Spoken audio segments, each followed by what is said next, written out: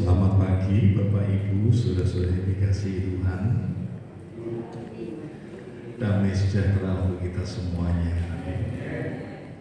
Terima kasih kepada Bapak Gembala yang sudah memberikan kesempatan kepada saya untuk menyampaikan firman Tuhan bagi jemaat yang dikasih di tempat ini.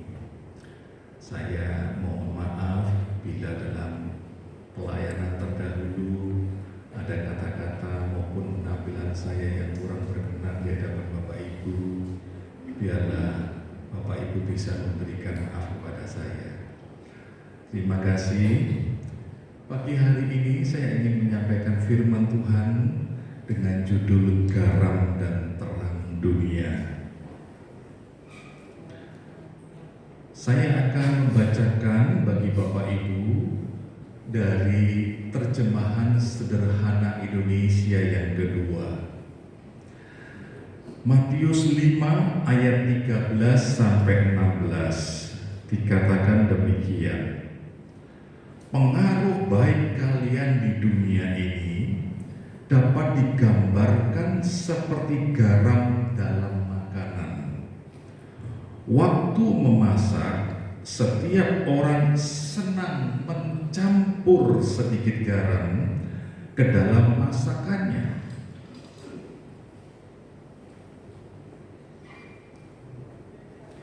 Tidak ada orang yang mau mencampurkan pasir ke dalam makanan kecuali sedang goreng kerupuk opil, orang Jawa bilang, ya, itu pakai pasir, ya. Karena pasir tidak mengandung rasa asin seperti garam. Oleh karena itu, janganlah kalian menjadi seperti pasir. Karena itu hanya dibuang keluar lalu diinjak-injak orang. Jadilah seperti apa? Garam. Kamu seperti terang dalam dunia yang gelap ini. Jadi kamu seperti kota yang terletak di atas bukit. Terangnya bersinar dan kota itu tidak bisa disembunyikan. Saya highlight kata tidak bisa disembunyikan karena itu penting untuk saya jelaskan di khotbah saya nanti. Begitu juga tidak ada orang yang menyalakan lampu lalu menutupnya dengan tempayan. Tetapi lampu selalu ditaruh di tempat yang tinggi supaya menerangi semua orang yang ada di dalam rumah. Maaf, kurang. Tetapi lampu ditaruh di tempat yang tinggi supaya menerangi semua orang yang ada di dalam rumah. Begitulah hendaknya terangmu menyinari orang lain. Maksudku, biarlah orang-orang lain melihat perbuatan baik yang kamu lakukan, lalu memuliakan Bapamu yang di sorga. Bapak Ibu saudara yang dikasihi Tuhan, ini adalah salah satu khotbah Tuhan Yesus di atas bukit. Mari kita belajar bersama-sama. Tentunya Bapak Ibu sudah beberapa kali mendengar khotbah, beberapa kali membaca firman Tuhan ini, tapi izinkan saya menjelaskannya kembali agar firman Tuhan ini semakin menjadi darah dan daging di dalam hidup kita dan akhirnya terwujud atau mewujud di dalam kehidupan kita, perilaku kita sehari-hari. Yang pertama, saya akan menjelaskan apa maknanya terang dunia. Dikatakan demikian, kamu seperti terang dalam dunia yang gelap ini. Jadi kamu seperti kota yang terletak di atas bukit. Terangnya bersinar dan kota itu tidak bisa disembunyikan. Saya akan memberikan makna yang sederhana dari ayat ini Bapak Ibu, yaitu apa? Yaitu bahwa kehidupan orang percaya itu akan dilihat oleh orang lain. Suka nggak suka, mau nggak mau, sadar nggak sadar, hidup saudara dan saya ini dilihat oleh orang lain. Saya menggunakan gambar CCTV, ya. CCTV itu kan suka memantau, melihat keadaan, melihat perilaku, ya, orang atau mungkin hewan, ya, yang ada dalam cakupan, ya, cakupan penglihatannya dalam tanda petik. Nah, Bapak Ibu, seringkali kita ini nggak sadar kalau perilaku kita, perbuatan kita, hidup kita itu dilihat oleh orang lain. Karena firman Tuhan mengatakan hidup kita ini tidak bisa disembunyikan. Saudara suka tidak suka, saudara akan dilihat oleh orang lain sekaligus dinilai oleh orang lain. Aku tidak mau dilihat orang lain, tidak bisa. Ini firman Tuhan mengatakan kota yang terletak di atas bukit itu tidak bisa disembunyikan. Bapak Ibu saudara dikasih Tuhan, mulai sekarang Bapak Ibu harus menyadari hidupku ini di mana saja aku berinteraksi dengan siapa saja, aku berrelasi dengan siapa saja, hidupku ini dilihat oleh orang lain. Itu yang pertama. Yang kedua, saudara, makna dari terang dunia. Tetapi lampu selalu ditaruh di tempat yang tinggi, supaya menerangi semua orang yang ada di dalam rumah. Begitulah hendaknya terangmu menyinari orang lain. Apa maknanya, saudara? Kehidupan orang percaya itu diharapkan menjadi penunjuk jalan kepada kebenaran atau kepada Kristus bagi orang-orang yang hidup dalam kegelapan. Bapak Ibu sudah dikasih Tuhan, sekarang ini hidup lebih mudah karena adanya teknologi-teknologi yang membantu kita. Kalau kita mau pergi ke suatu tempat, ada yang namanya Google Map, ada yang namanya Waze. Siapa yang tahu aplikasi itu angkat tangan? Siapa yang sering gunakan? Nah, kita akan terbantu sampai ke suatu tempat di mana kita akan tuju, ya. Kita mau misalnya ke hotel A di Kota Batu, tinggal lihat aplikasinya itu handphone gadgetnya ditaruh di samping mobil. Nah, kita bisa dituntun ke sana. Biasanya nggak nyasar, ada satu dua yang nyasar sampai akhirnya terjun dari jembatan layang atau tol, ada beberapa waktu yang lalu. Tapi rata-rata nggak nyasar. Bapak Ibu saudara dikasih Tuhan, tahukah Bapak Ibu, sadarkah Bapak Ibu bahwa Bapak Ibu saudara semuanya orang-orang percaya di dalam Tuhan diharapkan berfungsi, berperan sebagai penunjuk jalan bagi orang-orang yang hidup dalam kegelapan kepada yang namanya kebenaran atau Kristus. Bapak Ibu kalau lihat di sekeliling Bapak Ibu, ada dua macam orang secara garis besar. Kalau saya mau menjelaskan secara garis besar saja. Yang pertama, ini kita ngomong orang-orang yang belum kenal Tuhan, ya. Yang pertama, orang-orang yang seringkali punya masalah. Saya berdua dengan istri membuka pelayanan konseling bagi keluarga, secara khusus bagi Pak Sutri. Kami berdua memperlengkapi diri dengan belajar ya secara formal mengenai konseling keluarga. Seringkali kami menerima klien-klien untuk konseling. Ada banyak keluarga-keluarga, ada banyak pasutri-pasutri yang bermasalah. Itu yang pertama, saudara. Yang kedua, ada kehidupan-kehidupan yang nampaknya berjalan lancar. Oke saja, nggak ada masalah.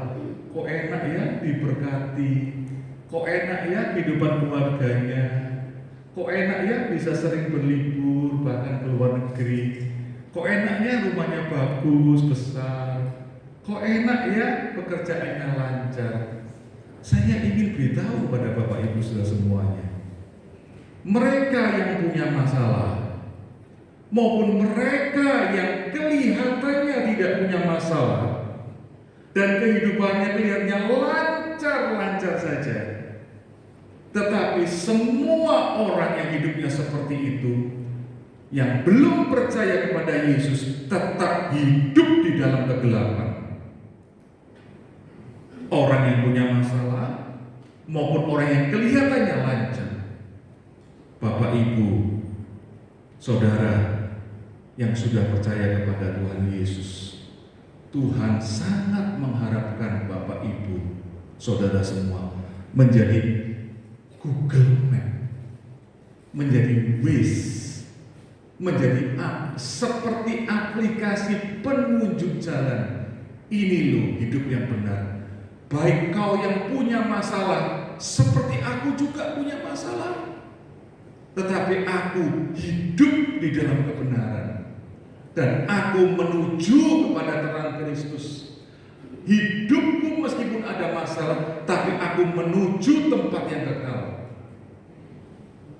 Apalagi saudara yang diberkati, apalagi saudara yang dilindungi, dipelihara Tuhan, sehingga hidup saudara lancar.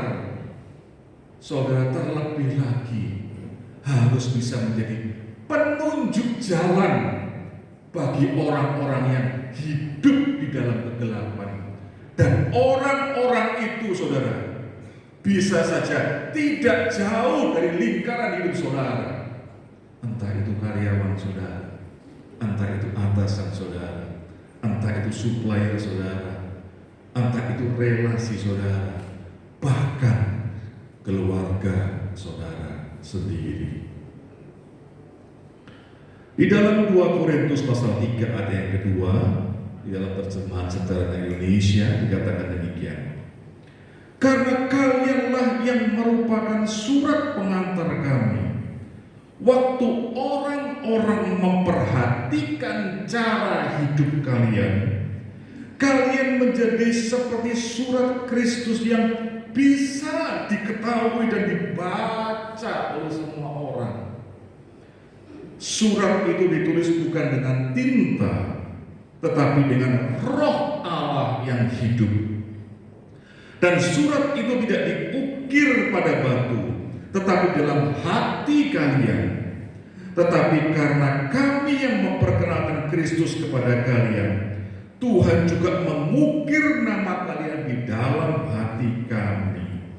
Bapak Ibu, saya ingin mengartikan ayat yang kita baca itu seperti ini. Yang pertama, cara hidup kita itu akan diperhatikan dan dicontoh oleh orang-orang di sekitar kita.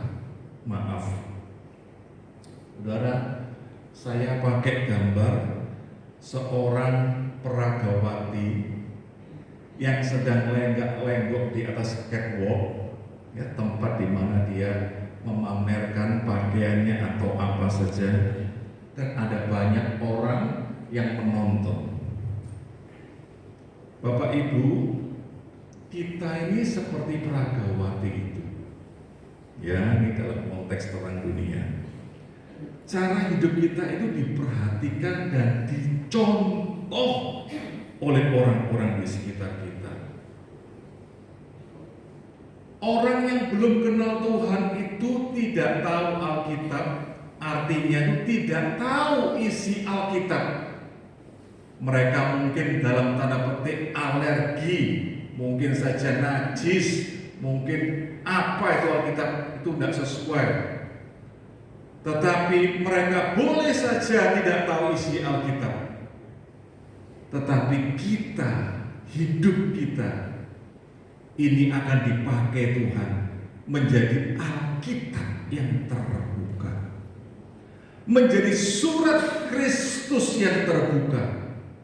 Sebab itu ketika kita diperhatikan, kita dicontoh, mereka akan mencontoh kehidupan Kristus. Mereka akan memperhatikan kehidupan Kristus. Saudara, sekali lagi saya ingin mengatakan, saudara mau tidak mau, sadar tidak sadar, kita ini surat yang terbuka dibaca oleh semua orang.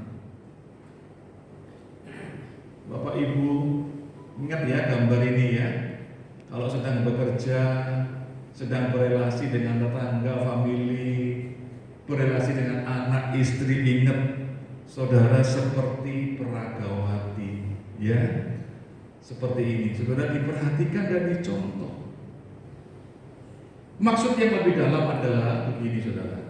Kita seharusnya menjadi role model bagi orang-orang di sekitar kita. Role model itu apa? Contoh peran. Kayak gini loh. Kalau jadi pengusaha ini kayak gini.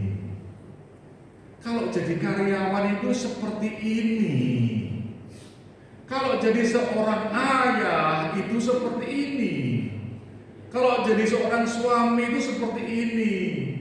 Terus menerus mengasihi istrinya.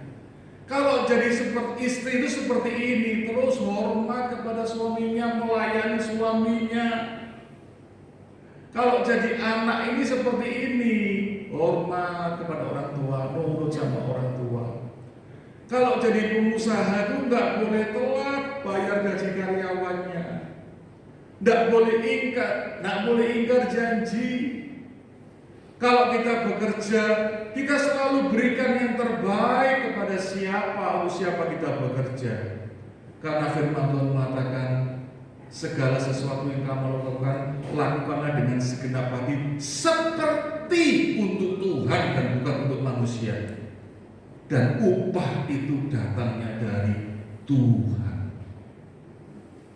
Lewat bos kita kalau kita bekerja, lewat konsumen kita kalau kita jualan. Tapi semuanya itu akan diatur dan diberkati kalau kita bekerja seperti itu Tuhan. Berkat itu dari Tuhan yang utama. Saya hari-hari ini bersyukur melihat anak-anak saya yang bekerja dan diberkati oleh Tuhan secara luar biasa. Saya bersyukur dan selalu ingatkan kepada anak-anak saya, nak, kamu harus memperhatikan kualitas kerjamu. Kalau kualitas kerjamu baik, kamu tidak merugikan orang lain, bekerja dengan sungguh-sungguh, memberikan yang terbaik, nama Tuhan itu dipermuliakan. Selalu saya ingatkan seperti itu. Dan bersyukur hari-hari ini anak-anak saya diberkati Tuhan. Bapak Ibu saudara dikasihi Tuhan, ingat kita ini menjadi contoh peran. Khususnya saya berpesan kepada Bapak Ibu yang punya anak. Ya, Bapak Ibu senang nggak senang dicontoh sama anak-anak. Kalau anak Bapak Ibu perempuan, ya, lihat mamanya, dia akan contoh bagaimana mamanya melayani papanya, bagaimana mamanya melayani keluarganya. Kalau dengan sukacita, satu kali dia tumbuh menjadi wanita dewasa dan berumah tangga, dia akan jadi istri berumah tangga seperti mamanya. Kalau anak laki-laki lihat papanya, dia akan lihat bagaimana papanya memperlakukan mamanya. Papanya bertanggung jawab untuk keluarganya, menaungi keluarganya dengan doa, dengan pekerjaan yang bagus, dengan sikap yang bagus. Suatu hari anak bapak ibu yang laki jadi pria dewasa dan berkeluarga, dia sudah punya contoh peran. Oh, jadi papa kayak gini, jadi suami kayak gini, jadi kepala keluarga seperti ini. Bapak ibu sudah dikasih Tuhan, secara khusus kita menjadi contoh peran bagi orang-orang yang belum kenal Tuhan. Saudara, mungkin sampai di sini saudara mengatakan, wah, abot Pak. Saudara, saya ingin memberikan kabar yang baik bahwa saudara tidak berjalan sendiri. Di dalam hidup ini, meskipun banyak kesulitan, banyak tantangan, banyak hambatan, situasi mungkin saja tidak lebih baik dan memang menyatakan tidak lebih baik, tapi ada kabar baik bahwa Roh Allah itu menjadi super coach, menjadi pelatih yang luar biasa. Saudara, siapa yang kenal atlet yang sebelah kiri ini? Angkat tangan yang kenal siapa? Oh ya, bapak-bapak ini, ibu-ibu banyak yang tidak kenal ya ini ya. Ini Ronaldo. Terima kasih bapak, ibu, terima kasih yang kenal ya. Bapak ibu tahu nggak? Atlet yang paling terkenal ini termasuk yang sangat terkenal, saudara ya. Ini uangnya nggak bisa dihitung. Ya. Saudara ngitung pakai tangan nggak selesai satu hari. Bayarannya itu miliar sebulan, miliar ya, puluhan miliar sebulan itu, nggak dihitung uangnya. Yang hebatnya seperti ini, itu tetap perlu pelatih, tetap perlu pelatih. Bapak Ibu sudah dikasih Tuhan, kita ini butuh pelatih untuk bisa menjadi terang, dilihat orang, dicontoh orang, menjadi Alkitab yang hidup bagi orang-orang yang belum kenal. Kita butuh pelatih, dan pelatih itu namanya Roh Kudus. Itu ada di dalam 2 Korintus tadi.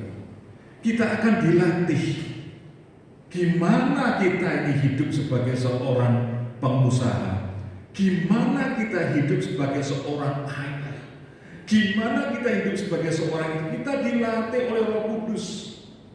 Sebab itu orang-orang yang suka bergaul dengan Roh Kudus, suka berdoa, suka baca firman Tuhan, mudah untuk dituntun oleh Roh Kudus, sehingga hidupnya sungguh-sungguh berperan sebagai terang, jadi contoh bagi orang-orang yang belum kenal Tuhan. Kalau Roh Kudus bilang ampuni, kasihi, beri, kita mesti taat. Karena Roh Kudus akan melatih kita menjadi semakin terampil, menjadi terang dunia ini, terang bagi dunia ini.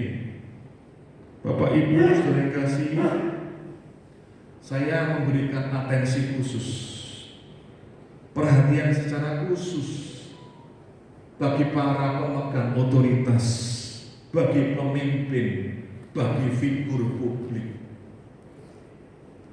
Saudara yang sebagai ayah, kepala keluarga, saudara sebagai pengusaha, saudara ada mungkin yang dikenal oleh banyak orang, ya, figur publik. Saudara mesti perhatikan sungguh-sungguh, jaga hatimu, jaga hidupmu, karena saudara itu diikuti oleh pengikut-pengikut saudara. Ayah diikuti sama ibu anak. Pengusaha diikuti oleh siapa? Karyawan-karyawannya. Pemimpin rohani diikuti oleh murid-murid, pengikut-pengikutnya, anak-anak atau domba-dombanya. Kita ini mesti hati-hati kalau jadi orang yang punya otoritas, figur publik. Saya wanti-wanti kepada anak saya yang pertama khususnya, "Nak, kamu ini sekarang semakin terkenal, Nak. Hati-hati, Nak, hidupmu, Nak. Kamu harus jadi berkat dimanapun dengan siapapun." Saya bersyukur Tuhan mengangkat, memberkati anak saya. Kalau di Surabaya, orang laki-laki yang suka mobil, yang suka lihat Instagram, medsos dan sebagainya, kebanyakan tahu usaha anak saya. Di pesawat dikenal. Saya ajak di kampung tukang bakso loh. Ke Bali naik mobil isi bensin, penjaga bensinnya bisa kenal sama anak saya. Hati-hati, Nak. Kamu semakin dikenal banyak orang, kamu harus bawa hidupmu supaya menjadi terang bagi orang-orang yang belum kenal Tuhan. Bapak Ibu pemegang otoritas, punya pemimpin, jadi kepala, ingat baik-baik. Hidupmu itu punya pengaruh yang luar biasa, dan gunakan hidupmu itu untuk membawa orang mengenal Kristus. Maksudku, biar orang-orang lain melihat perbuatan-perbuatan yang baik yang kamu lakukan, lalu memuliakan Bapamu yang di sorga. Di dalam 1 Korintus 10 ayat 31 terjemahan sederhana Indonesia dikatakan demikian. Saya menjawab, apa saja yang kita lakukan. Perhatikan, saudara. Apa saja yang kita lakukan, baik itu makan atau minum atau hal yang lain, lakukanlah itu untuk memuliakan Allah. Saya sudah membimbing pasangan-pasangan pranikah di mana saya melayani. Itu sudah lebih daripada 15 tahun. Saya selalu tekankan, apa tujuanmu menikah? Secara umum orang akan ngomong, aku menikah untuk bahagia. Itu umum. Tetapi Alkitab tidak pernah ngomong bahwa kita menikah itu untuk bahagia, tidak pernah ngomong. Tapi kalau menikah, salah satu tujuan menikah untuk memuliakan Tuhan, itu Alkitab berbicara, salah satunya ayat ini. Apa saja yang kita lakukan termasuk ketika kita menikah. Kita menikah itu untuk memuliakan Tuhan. Kok jauh banget sih Pak tujuannya? Saudara mesti percaya ini bagian dari rencana Tuhan di dalam pernikahan kita bagi orang yang sudah menikah. Kalau saudara punya mindset, punya cara pandang, aku menikah untuk memuliakan Tuhan, saudara tidak gampang-gampang ngomong kata cerai, pisah dan sebagainya. Saudara akan tahu persis Tuhan, aku menikah ini untuk memuliakan nama Tuhan. Tuhan tuntut aku gimana caranya supaya aku bisa memuliakan nama Tuhan. Termasuk saudara kerja, bukan sekedar untuk mencari nafkah. Saudara bekerja itu untuk memuliakan Tuhan.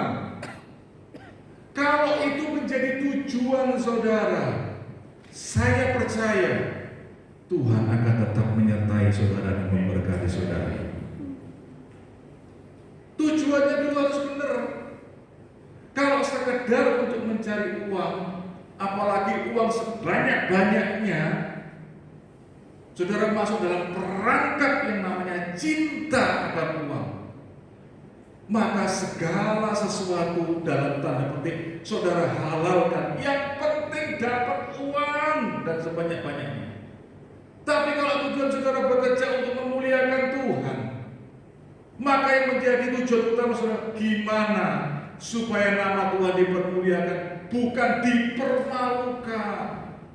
Aku kerja tidak terlambat, aku kerja dengan sungguh-sungguh, aku mendeliver, mengirimkan barang, jasa yang menguntungkan, menyenangkan konsumenku.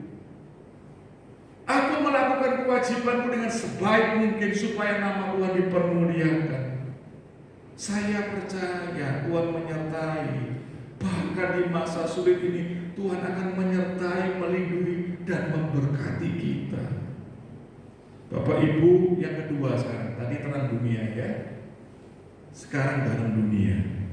Pengaruh baik kalian di dunia ini dapat digambarkan seperti garam dalam makanan. Waktu memasak, setiap orang senang mencampur sedikit garam ke dalam masakannya. Saudara, ada 3 arti ya. Yang pertama, orang percaya memberikan pengaruh secara langsung kepada orang lain melalui kepedulian, keterlibatan, dan perbuatannya. Garam perlu dicampurkan ke dalam makanan. Bapak Ibu, tadi kita sebagai terang dunia, kita ini cuma dilihat oleh orang lain, cuma dinilai oleh orang lain. Tapi kalau sebagai garam dunia, kita harus bercampur, berinteraksi, bergaul langsung, memberikan pengaruh secara langsung, seperti garam yang dicampurkan ke dalam masakan, dia lebur.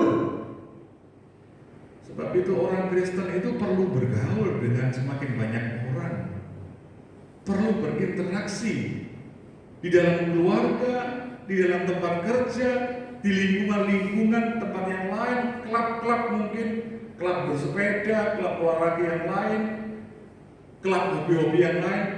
Justru harus bercampur, tidak boleh bertapa di gunung. Maka itu Petrus, Yohanes, Yakobus ketika Tuhan tak buatkan kemah di sini ya, kok enak ya Tuhan ya, di atas gunung ini ketemu engkau, Musa, Elia, enak sih. Enggak, Tuhan tidak mau.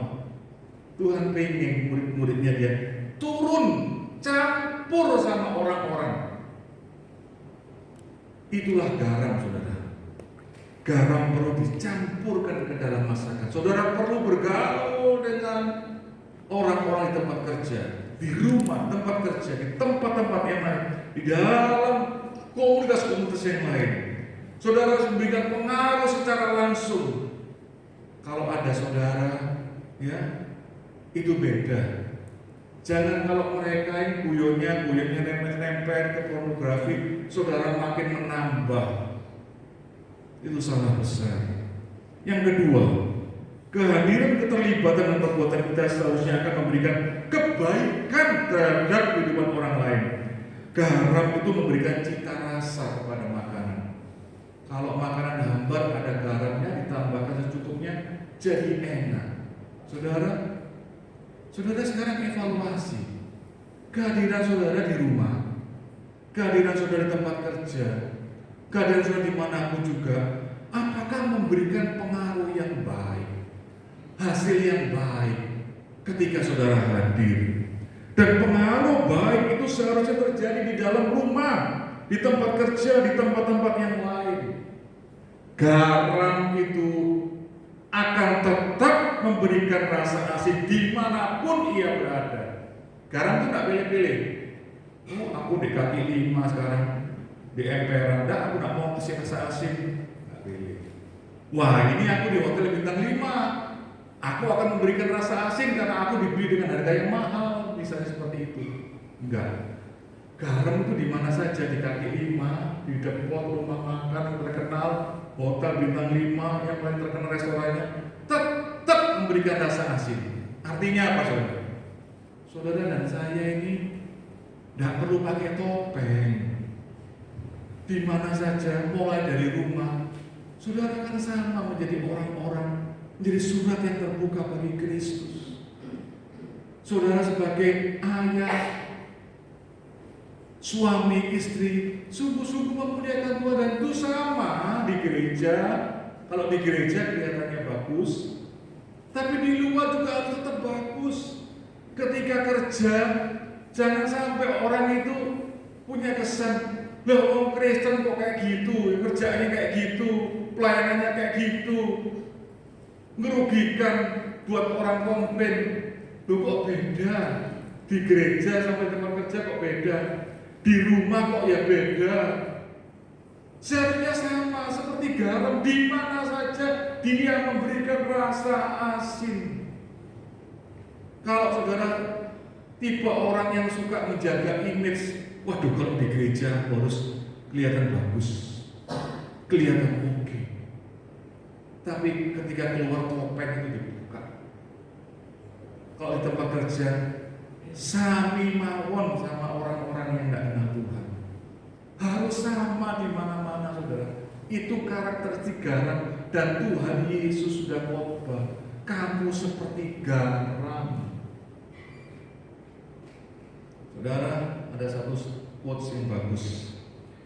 Evangelism is every day and in every way helping our non-believing friends to take one step closer to Jesus. Artinya begini, penginjilan itu setiap hari, dan dalam setiap cara menolong orang yang belum percaya, satu langkah semakin dekat kepada Yesus. Jadi hidup saudara itu bisa jadi penginjilan. Di rumah, di tempat kerja, di mana saja bisa jadi penginjilan. Pertanyaannya, apakah cara hidup kita setiap hari menolong orang lain semakin dekat kepada Yesus, atau malah membuat orang lain semakin jauh dari Yesus? Beberapa waktu yang lalu saya mengunjungi rekan sepelayanan saya, pendoa dan pemimpin komsel di tempat kami terbaring di rumah sakit. Setelah bercakap-cakap, akhirnya saya berdoa supaya Tuhan menyembuhkan segera. Selesai berdoa, Roh Kudus berbicara, ayo doakan orang atau pasien di sebelahnya. Jadi sekamar berdua. Saya mengunjungi bilik di sebelah yang disekat dengan tirai kelambu begitu. Saya lihat, banyak orang saudara, ya, banyak orang kira-kira dan 6-7 keluarganya. Saya mau berdoa, itu suaminya, ada salah satu pengunjungnya, itu suaminya, Pak, saya mau berdoa untuk itu boleh? Silakan. Saya berdoa, kesempatan berdoa dan menginjil. Tuhan Yesus itu juru selamat. Tuhan Yesus itu penyembuh. Saya doakan, selesai, sudah. Berapa lama kemudian teman saya ini juga dipakai oleh Tuhan untuk menjadi penyalur berkat. Ada makanan dikirimkan kepada suaminya. Sampai yang terakhir mau keluar, dia dapat uang. Roh Kudus itu berbicara kepada teman saya ini. Uang itu kasihkan ke pasien sebelahmu, dikasihkan. Dan akhirnya bapak itu ngomong apa suaminya? Mbak, orang Kristen itu kok baik-baik ya? Saudara, saya dan teman saya yang sakit itu dipakai oleh Tuhan untuk membawa pasien dan keluarga itu selangkah lebih dekat kepada Yesus. Satu langkah. Sampai dia bisa ngomong, kita menyerahkan kepada Tuhan langkah selanjutnya. Siapa lagi yang dipakai oleh Tuhan untuk membawa dia lebih dekat lagi kepada Yesus? Seorang pengajar Alkitab yang cukup terkenal di Surabaya, di dalam kesaksiannya ketika dia berangkat ke luar negeri, bersebelahan dengan seorang anak muda, dan mereka akhirnya berdialog. Dan di dalam dialognya mereka akhirnya saling memperkenalkan diri. Ya, saya seorang pengajar Alkitab. Kamu agamanya apa? Oh, saya ateis, Pak. Kenapa kamu memilih tidak percaya ada Tuhan? Begini, Bapak mama saya ini bawa saya ke gereja mulai dari kecil, termasuk aktivis gereja. Tapi tiap hari dan sering sekali bertengkar. Dan saya berdoa kepada Tuhan bertahun-tahun, dan Tuhan tidak menjawab doa saya. Dan saya mengambil kesimpulan bahwa Tuhan itu tidak ada. Akhirnya remaja ini, pemuda ini dia mengambil keputusan untuk menjadi seorang ateis, seorang yang percaya bahwa Tuhan itu tidak ada. Papa mamanya termasuk aktivis gereja, namun sering bertengkar dan membuat dia tidak nyaman, tidak aman, menderita secara batin. Bapak Ibu sudah dikasih Tuhan, ingat, hidup kita bisa dipakai Tuhan untuk membawa orang lain lebih dekat kepada Yesus atau malah menjauh dari Yesus. Ayat yang terakhir saya bacakan, 1 Korintus 3 ayat 5-9. Jadi apakah Apolos, apakah Paulus, pelayan-pelayan Tuhan yang olehnya kamu menjadi percaya, masing-masing menurut jalan yang diberikan Tuhan kepadanya. Aku menanam, Apolos menyiram, tetapi Allah yang memberi pertumbuhan. Karena itu yang penting bukanlah yang menanam atau yang menyiram, melainkan Allah yang memberi pertumbuhan. Baik yang menanam maupun yang menyiram adalah sama, dan masing-masing akan menerima upahnya sesuai dengan pekerjaannya sendiri. Karena kami adalah kawan sekerja Allah, kamu adalah ladang Allah, bangunan Allah. Bapak Ibu, mulai sekarang sadar dan ingat terus akan firman Tuhan, dimanapun kita berada, kapanpun kita berada, dengan siapa kita berelasi, itulah penginjilan. Saudara harus menjadi terang, menjadi garam bagi dunia ini. Mari kita merenungkan firman Tuhan, kita naikkan sebuah lagu, Ku Mau Hidup Seturut Kehendak.